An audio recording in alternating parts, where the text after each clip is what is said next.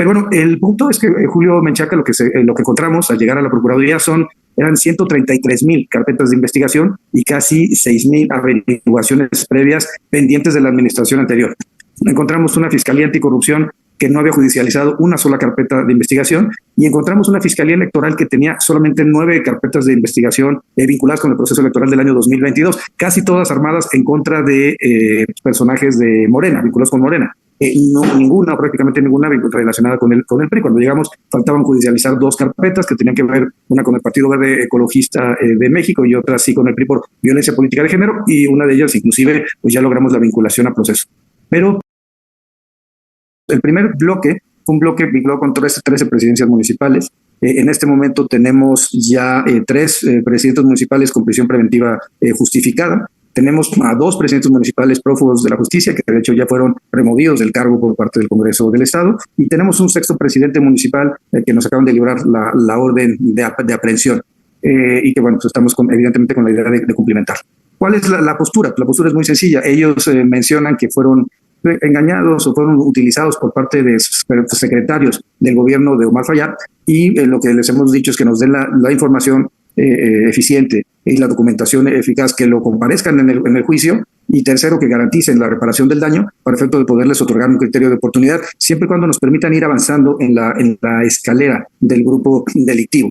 Estamos hablando de 522 millones de pesos de las 13 presidencias municipales en 2022, pero también estamos hablando de más de 1,400 millones que fueron desviados del gobierno estatal, de las secretarías del gobierno estatal, particularmente educación, salud, y por supuesto la Secretaría de Finanzas tenía relación con todos estos procedimientos, que al final mandaban el recurso a las secretarías y las secretarías terminaban contratando empresas prácticamente fachada para poder, en caso de la Secretaría de Educación Pública, atender un supuesto hackeo, cuando la empresa 2 días antes del hackeo cambia casualmente su objeto social para poder tener dentro del objeto social de la empresa la posibilidad de generar recuperación de información que hubiera sido perdida o afectada por un hackeo. Es demasiada coincidencia que 2 días antes se cambie el objetivo social para efecto de que esta empresa pudiera ser contratada. Y también tenemos empresas fachadas que las hemos buscado tanto en Oaxaca como en Jalisco, y que resulta que son empresas que no, simple y sencillamente no existen. Bueno, desfalco multimillonario, tiembla todo el PRI, tiembla también Cabeza de Vaca, ya que empiezan las investigaciones con Cabeza de Vaca allá en Tamaulipas, increíble pero cierto. Así que pues bueno, sin más preámbulo, veamos de qué se trata y cuánto fue el desfalco multimillonario en total del PRI de Hidalgo, y ahorita comentamos por qué no.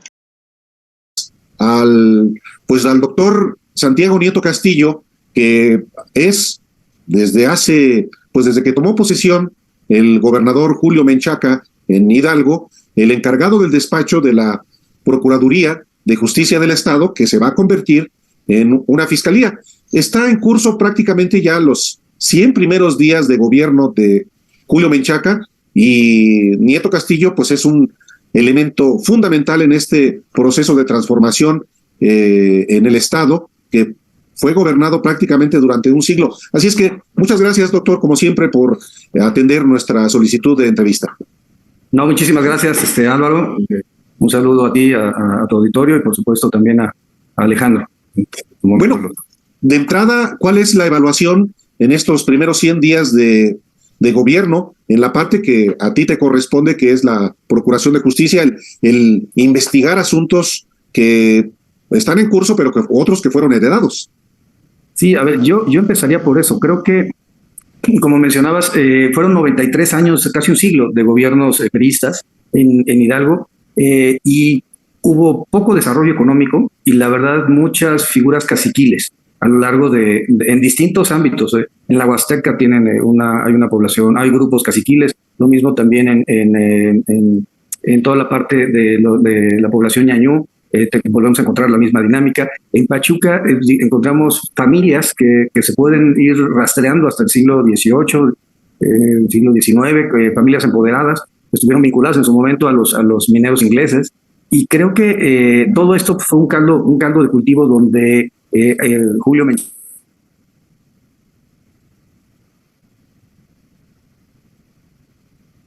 Perdimos el audio, doctor. Hubo una pequeña falla técnica y le pedimos al doctor Santiago Nieto Castillo, que estaba hablando efectivamente de todo el escenario que encontró en Hidalgo, ahora que se produjo la alternancia en el Estado. Familias caciquiles muy arraigadas, comportamientos, un escenario nada sencillo, doctor. Sí, nada sencillo.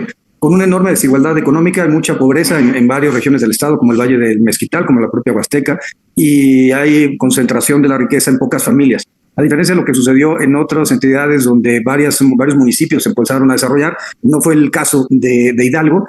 Y bueno, pues esto lleva a Julio Menchaca a tener un programa agresivo de programas de naturaleza social, por un lado, y por otro lado, generar un modelo de procuración y impartición de justicia y de seguridad que sea eficaz. ¿Qué encontramos? El delito que más grave para el Estado es el robo de hidrocarburos, que finalmente es de competencia federal. Sin embargo, este delito lo que hace es impactar en la vida cotidiana, porque a partir de ahí se genera narcomenudeo, se genera extorsión, se genera secuestro y homicidios dolosos. Afortunadamente Hidalgo no tiene los números que puede tener Tamaulipas o que puede tener Guanajuato en términos de, o el propio Estado de México en términos de violencia. Sin embargo, llama la atención también que del otro lado de la moneda, dejando a un lado el robo de hidrocarburo, el delito que más se comete en la entidad es la violencia familiar asociada, vinculada con lesiones dolosas. Tiene que ver con esto, falta de desarrollo económico, tiene que ver también con un incremento que se dio durante la pandemia, pero bueno, también con parámetros que hay que ir trabajando desde distintos ámbitos, no solamente en la procuración de justicia, sino en el ámbito educativo, en el ámbito de salud. En ese contexto, hay una clase política pues enquistada en el Estado que se había generado actos de corrupción a lo largo de muchos sexenios. Digamos, el último sexenio pues, es lo que estamos investigando ahora, pero si uno se retrotrae a los demás gobiernos, el momento de Osorio Chong, el momento de Raúl Rivera, uno encuentra otro tipo de características de asuntos pues, vinculados con corrupción. Inclusive la propia Universidad Autónoma del Estado de Hidalgo fue desde 1983 encabezada por una persona, Gerardo Sosa Castellana, Sosa Nostra, y bueno, pues esto generó algo que alguna vez platicamos tú y yo sobre esta transferencia de 151 millones de dólares que recibió la universidad de un banco en Suiza a Estados Unidos a México. Todos estos tipos de fenómenos lo que hacen es que existe esta desigualdad social tan marcada en el Estado, sobre todo en los municipios de la zona Ñaño, y bueno, y con ello, por supuesto, la falta de desarrollo económico de posibilidades. ¿Qué está planteando Julio Menchaca? Como decía, programas sociales por un lado, por otro lado, inversión. Se está trayendo empresas, particularmente extranjeras, a que se instalen en Hidalgo, dando concesiones, explotando la cercanía con el aeropuerto internacional Felipe Ángeles, que ya me tocó viajar desde ahí. La verdad es que es un aeropuerto de primer mundo, nada que ver con lo que la oposición decía que era una central camionera. Yo los invito a que vayan a darse una vuelta por el aeropuerto. Es un aeropuerto sí construido por militares, pero absolutamente funcional, útil y con elementos, la verdad, de arquitectura moderna muy funcional y muy bello. Pero bueno, el punto es que Julio Menchaca, lo que encontramos al llegar a la Procuraduría eran 133,000 carpetas de investigación y casi 6,000 averiguaciones previas pendientes de la administración anterior. Encontramos una Fiscalía Anticorrupción que no había judicializado una sola carpeta de investigación, y encontramos una Fiscalía Electoral que tenía solamente 9 carpetas de investigación vinculadas con el proceso electoral del año 2022, casi todas armadas en contra de personajes de Morena, vinculados con Morena. Prácticamente ninguna relacionada con el PRI. Cuando llegamos, faltaban judicializar 2 carpetas que tenían que ver, una con el Partido Verde Ecologista de México y otra sí con el PRI por violencia política de género, y una de ellas inclusive pues ya logramos la vinculación a proceso. Pero servicios periciales en un mal estado, malos sueldos, ausencia de un servicio civil de carrera e indicadores pues, muy negativos. Por ejemplo, era el de las 32 entidades federativas y la Fiscalía General de la República, digamos de las 33 procuradores y fiscalías del país, la del presupuesto más bajo era precisamente Hidalgo. Y bueno, y esto se reflejaba en que pues, tenemos un alto nivel de conductas delictivas que finalmente no se investigaban o no se tenía o se resolvían de una forma política. La vinculación a proceso cuando llegamos era del 4% de lo que es del número total de carpetas judicializadas, la verdad muy por debajo del estándar nacional, y nuestro índice de saturación ministerial de cuántas carpetas tienen por Ministerio Público, cuánto tarda el Ministerio Público en sacarlas, era del 60%, cuando a nivel federal estamos al 50% de congestión. Entonces eran como muchos indicadores que nos decían que algo estaba mal en la Procuraduría, y bueno, sobre todo pues, el tema de pues, de la escasa generación de asuntos vinculados con la investigación de la clase política. Julio Menchaca lo que ha planteado es que esto tenía que cambiar, así como lo está planteando también Américo Villarreal en Tamaulipas, aunque ahí el fiscal no ha sido aún removido, pero la verdad es que es una agenda pendiente con la justicia, lo que vemos en estos gobiernos de la Cuarta Transformación que están entrando en los estados. Ahora, en el caso específico de la Procuraduría todavía, en el caso de Hidalgo, ¿qué tanta potencia tiene ahora en el nuevo gobierno para sancionar conductas que no sean solamente de delincuencia común, sino que también se sancione la delincuencia de cuello blanco y, por supuesto, los comportamientos de corrupción del gobierno anterior? Porque a pesar de que se dijo que el exgobernador Omar Fayad había dado facilidades para que ganara Morena, no hay ningún pacto de impunidad. Sí, no, por supuesto. Ha sido muy claro el gobernador Julio Menchaca que tiene que ver la política de cero tolerancia a la corrupción y cero tolerancia a la impunidad, que es una política que en su momento el presidente López Obrador impulsó a nivel federal. Y evidentemente, aunque la relación haya sido buena y la transición haya sido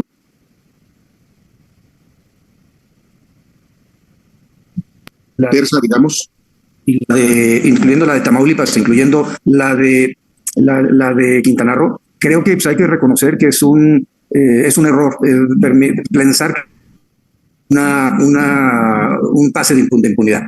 ¿Qué fue lo que hemos estado haciendo? Pues, judicializando las carpetas de investigación en todos los ámbitos. Violación, abuso sexual, lesiones, por supuesto, robo. Estamos generando una unidad de imputado desconocido en robo de vehículos, porque también es un delito que se comete con mucha frecuencia en el Estado, pero sobre todo el gobernador ha puesto énfasis en el combate a la corrupción. Y a partir de ahí, pues tener una dinámica, pues siempre lo he planteado así, creo que las fiscalías y las procuradurías debemos ser academias de canto.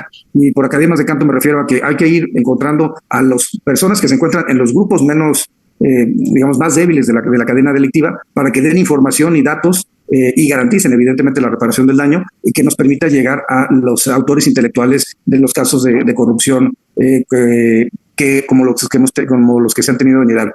Hay que recordar que Hidalgo tuvo una parte de la estafa maestra y hoy encontramos un desvío de recursos muy importante por parte del gobierno anterior. Estamos hablando de más de 2,000 millones de pesos hasta este momento y estamos revisando en el 2021 750 millones de pesos desviados a partir de empresas fachada. Muy similar a Operación Zafiro, muy similar a la estafa maestra, muy similar a los recursos de Odebrecht en cuanto a que ya que llegaba el recurso a Odebrecht se iba a empresas fachada y eso es lo que en su conjunto se ha llamado como estafa siniestra hidalguense. En ese sentido, el gobernador Omar Fayad no tiene garantizada pues la libertad ni la impunidad. Sí, no, a ver, yo creo que no puede haber impunidad para nadie. Esa ha sido la posición que ha marcado el gobernador Julio Menchaca. Ahora, ¿qué es lo que encontramos? El primer bloque fue un bloque vinculado con 13 presidencias municipales.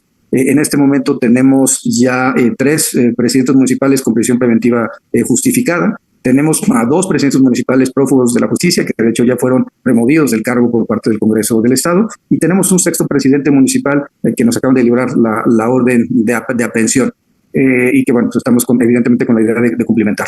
¿Cuál es la postura? La postura es muy sencilla. Ellos mencionan que fueron engañados o fueron utilizados por parte de secretarios del gobierno de Omar Fayad, y lo que les hemos dicho es que nos den la información eficiente y la documentación eficaz, que lo comparezcan en el juicio, y tercero, que garanticen la reparación del daño para efecto de poderles otorgar un criterio de oportunidad, siempre y cuando nos permitan ir avanzando en la escalera del grupo delictivo. Estamos hablando de 522 millones de pesos de las 13 presidencias municipales en 2022, pero también estamos hablando de más de 1,400 millones que fueron desviados del gobierno estatal, de las secretarías del gobierno estatal, particularmente educación, salud, y por supuesto la Secretaría de Finanzas tenía relación con todos estos procedimientos, que al final mandaban el recurso a las secretarías y las secretarías terminaban contratando empresas prácticamente de fachada para poder, en un caso de la Secretaría de Educación Pública, atender un supuesto hackeo, cuando la empresa 2 días antes del hackeo cambia casualmente su objeto social para poder tener dentro del objeto social de la empresa la posibilidad de generar recuperación de información que hubiera sido perdida o afectada por un hackeo. es demasiada coincidencia que 2 días antes se cambie el objetivo social para efecto de que esta empresa pudiera ser contratada. Y también tenemos empresas fachada que las hemos buscado tanto en Oaxaca como en Jalisco, y que resulta que son empresas que no, simple y sencillamente no existen. Un instituto humanista que termina recibiendo pues, más de 240 millones de pesos para un diagnóstico sobre el COVID, y tenemos, así como ese caso, pues muchos contratos que finalmente pues, no se efectuaron. En el caso particular de las presidencias municipales, eran contratos para comprar insumos para el COVID, que nunca se compraron, para rehabilitar caminos, para desasolvar presas, para caminos de corte rural y también de vías primarias de los municipios, y fueron recursos que no llegaron que llegaron a la presidencia municipal, que no fueron autorizados por el Cabildo, que el Cabildo nunca tuvo la autorización, que se adjudicaron de manera directa a empresas fachada, que se ejercieron los recursos a pesar de que existían pruebas documentales y técnicas como fotografías de que no se habían desarrollado los trabajos. Y bueno, esto fue en los procesos entre enero y abril de este año, y pues creemos que ese recurso pues, iba a ser destinado para el pecunio personal de estos personajes, pero también para las campañas electorales. Ahora bien, vuelvo al tema de la pobreza. Hidalgo es un estado muy pobre, los municipios son muy pobres, y es la verdad terrible que un municipio como Singilucan desvíe 109 millones de pesos, o como Nopala desvíe 71 millones de pesos, o como, no sé, Pasoyucan esté desviando 44 millones de pesos, cuando la verdad las necesidades de los municipios son muy grandes. Sí, es que efectivamente todavía es un crimen mayor que roben el dinero para los más pobres, pero en ese sentido, doctor Santiago Nieto Castillo, ¿cuántas resistencias hay? Porque si va a comenzar a aplicarse la justicia en Hidalgo, también deben tener medido cuáles serán las resistencias que encuentren de parte de esos intereses que han saqueado la entidad. Sí, la verdad es que hay resistencia inclusive al interior de la Procuraduría. Lo que hicimos fue generar un grupo especial de gente de absoluta confianza para integrar esas carpetas de investigación. Hay personas de origen hidalguense que trabajaron conmigo en FEPADE y que hoy encabezan áreas importantes en la Procuraduría, y que son los que, entre otras personas de mi equipo y de las personas que ya se encontraron en la Procuraduría, hemos generado estos casos. También tenemos otro bloque, decía, de temas de violencia política en contra de las mujeres. Tenemos ya un presidente municipal y un tesorero que terminaron ofendiendo, del Partido Verde Ecologista, que terminaron ejerciendo violencia política de género contra de una regidora, ya se encuentran vinculados a proceso. Aquí no hay prisión preventiva justificada, el delito no lo amerita, pero creemos que es importante la vinculación. Y tenemos a otro presidente municipal ya amparado de un municipio, Canali, que, bueno, afortunadamente, pero hay que señalarlo, es un agente del partido Morena, en donde está parado en este momento, pero pues ya hay una orden de aprehensión por también un desvío. ¿Por dónde nos estamos yendo? Básicamente por peculado agravado, porque son servidores públicos, por ejercicio indebido de atribuciones y facultades, y bueno, vamos a ir armando los demás expedientes para ir subiendo la responsabilidad, no solamente a nivel municipal, sino ahora a nivel estatal. ¿Qué tanta similitud existe entre el estado de Hidalgo, donde tienes una figura de encargado del despacho de la Procuraduría, y el estado de Tamaulipas, donde también tienes un trabajo como en su momento fue parte del equipo de transición? ¿Qué características son semejantes y qué las hacen distintas a las dos entidades?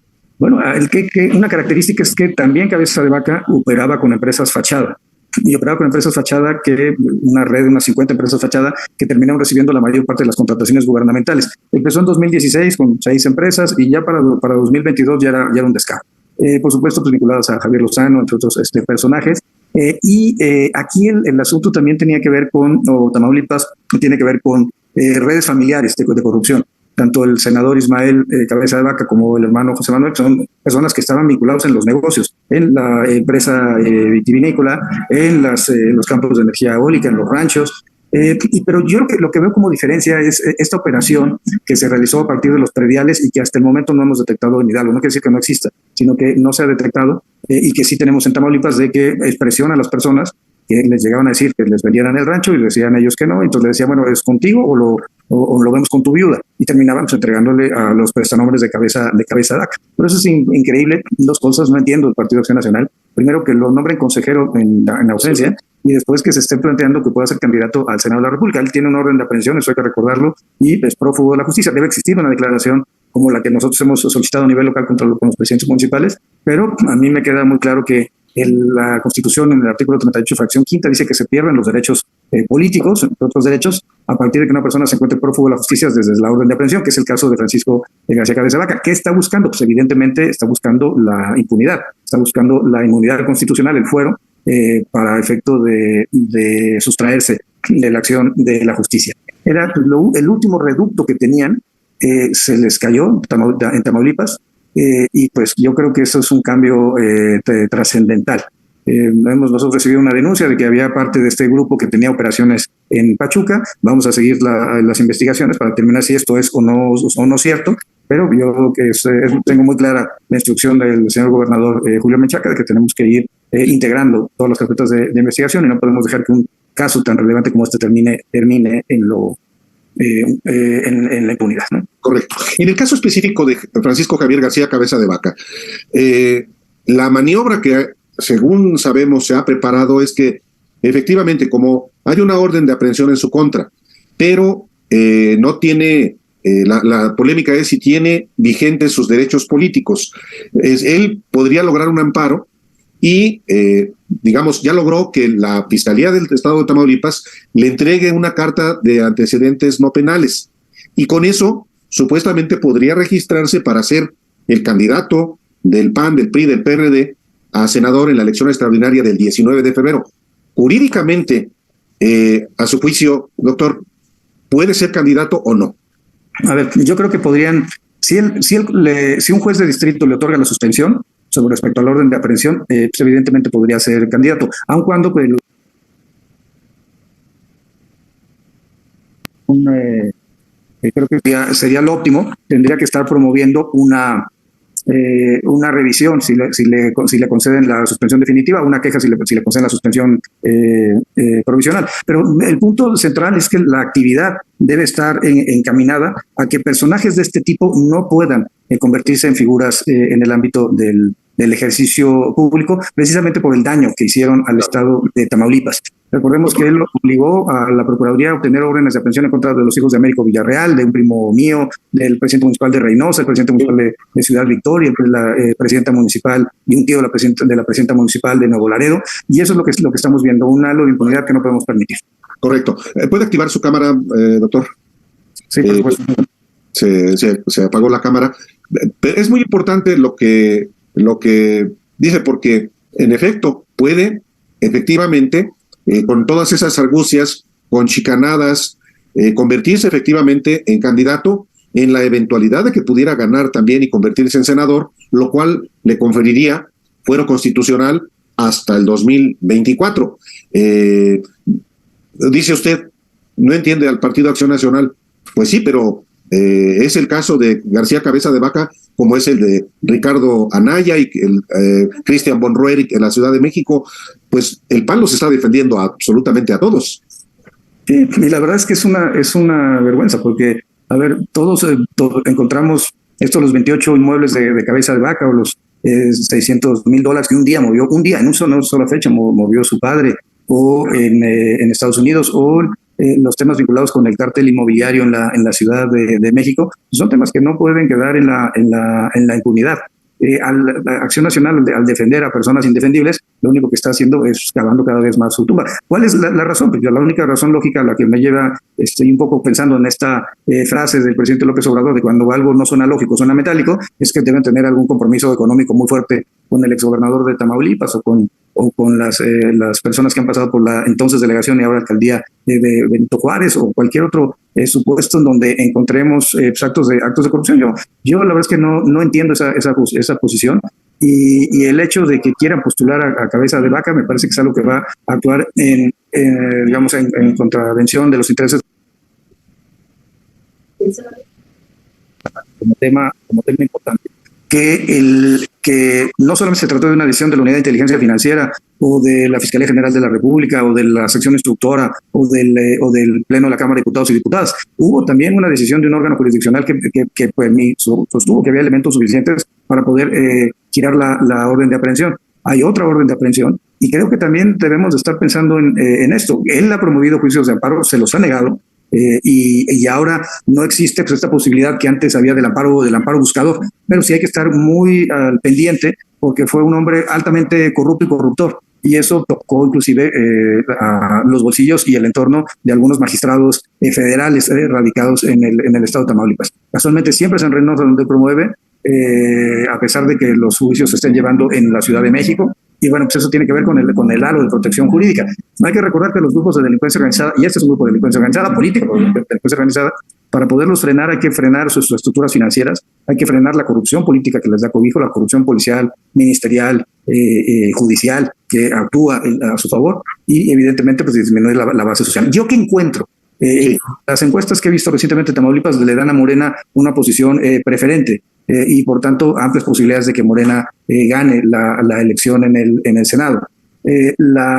Ya no va a tener cabeza de vaca pues, la movilidad que tenía económica desde el gobierno del Estado, la posibilidad de presionar a los electores como lo hizo durante la pasada campaña electoral, y esto y finalmente pues ya hay personas que están pues, presentando denuncias y haciendo público todas las arbitrariedades que se dieron durante la administración de cabeza de vaca, y eso evidentemente pues va a traer un posicionamiento, creo yo, en favor de la candidatura que presente en su momento el partido Morena. Vamos a ver cómo se desarrolla el proceso electoral. Es poco tiempo, desde aquí al 27 de diciembre tienen que estar registradas las candidaturas, el 19 de febrero tiene que ser la elección. Yo me hubiera ido hasta la elección del Estado de México y de Coahuila para hacerlas simultáneas y poder ahorrar inclusive recursos, pero bueno, fue la decisión del Senado de la República hacerlo así, instruir al INE la organización de los comicios. Pero es un tema en donde todas las personas que hemos estado de alguna forma u otra metidos en los asuntos anticorrupción, sea en las instituciones, sea en los medios de comunicación, sea en la propia sociedad civil, pues en la academia debemos voltear a ver lo que ocurre en Tamaulipas. Por último, la cabeza de vaca tiene como destino la cárcel. Eso es lo que yo quisiera. Creo que hay elementos suficientes para ello, y creo que la labor de la Fiscalía especializada en materia de delincuencia organizada es loable, el trabajo que han estado desarrollando. Creo que eso es lo que tenemos que hacer, terminar con la impunidad. Recientemente nosotros en Hidalgo tuvimos ya la detención del director de radio y televisión del gobierno de la administración anterior por haber perdido 11 concesiones, pero también por haber distraído recursos y haber generado un gasto al Estado de Hidalgo para comprar una serie de aparatos tecnológicos de alta gama que al final del día pues, ya no van a poder ser utilizados porque las concesiones se perdieron. Entonces, ese tipo de desvíos, casualmente en el último año gubernamental, casualmente en el año donde hay elecciones, es lo que nos tiene que llamar la atención. Y yo alguna vez lo he comentado con varias personas, yo creo que en el ámbito de lo electoral, pues tenemos que meternos precisamente eso, a los problemas de la subcontratación para la impresión de materiales electorales, porque hay un grupo de consejeros electorales que no quieren avanzar en el tema del voto electrónico, y uno de los temas podría ser eso, la subcontratación que se tiene, o los despachos que obligados los partidos a contratar para llevar la fiscalización de los recursos ante el INE. Este tipo de cosas es donde tenemos que estar volteando a ver para precisamente cumplir con los estándares internacionales, y en el caso particular de Tamaulipas, evitar que una clase política que fue tan voraz, fue tan innoble, se perpetúe en el espacio de poder, porque hay que decirlo, no solamente de aquí al 24, al ser senador, él tendría posibilidad de competir en el 2024 para reelegirse por un periodo más, y esto llevaría a que pasara el plazo constitucionalmente y legalmente previsto para que prescriban los delitos por los cuales se le está juzgando, ¿no? Que el delito particularmente de lavado de dinero es un delito que prescribe a los 10 años de su ejercicio, y estaríamos pues, en la parte final de esos 10 años si se llega a reelegir como legislador. Tal cual. Muchísimas gracias, doctor Santiago Nieto Castillo, por esta conversación y, por supuesto, felices fiestas. Un abrazo, Álvaro, y bueno, felices fiestas, que todo siga marchando bien. Muchas gracias. Hasta luego. Bueno, pues ahí está, más de 2,000 millones de pesos en Hidalgo. Increíble, pero cierto, magnífica cantidad. Y casi todos los presidentes municipales de allá de Hidalgo prácticamente están detenidos o con órdenes de aprehensión. Se está cayendo pedazos el PRI de allá de Hidalgo, de muchos implicados, la cúpula priista de por allá. Me imagino que tiene que estar incluido ahí Alito Moreno, moviéndose pues con esto más de 2,000 millones de pesos. Casi todos los presidentes municipales están detenidos o en órdenes de aprehensión o pues cooperando con la ley para que les reduzcan la pena. Increíble, pero cierto. ¿Ustedes qué creen que pase? Que logren agarrar al mismísimo Fayad o no. Por eso es que pues prácticamente decidió negociar y no hacerla de todos Fayad. Entonces, pues bueno amigos, a toda la audiencia, gracias por el video. Recuerden que apoyar con estrellas que no afecta tu economía, sería completamente fantástico. Ojalá en otros puntos color morado. Con la colaboración del canal, te lo agradecería muchísimo una suscripción o simple y sencillamente si me puedes apoyar con una página, con una suscripción en YouTube, un like tanto como en los videos de Facebook como en YouTube, comentarios y compartirlos para que más personas vean, sería completamente fantástico. A toda la audiencia, gracias por el video, los invito a ver nuestro siguiente video. Hasta la próxima, bye, suscríbanse.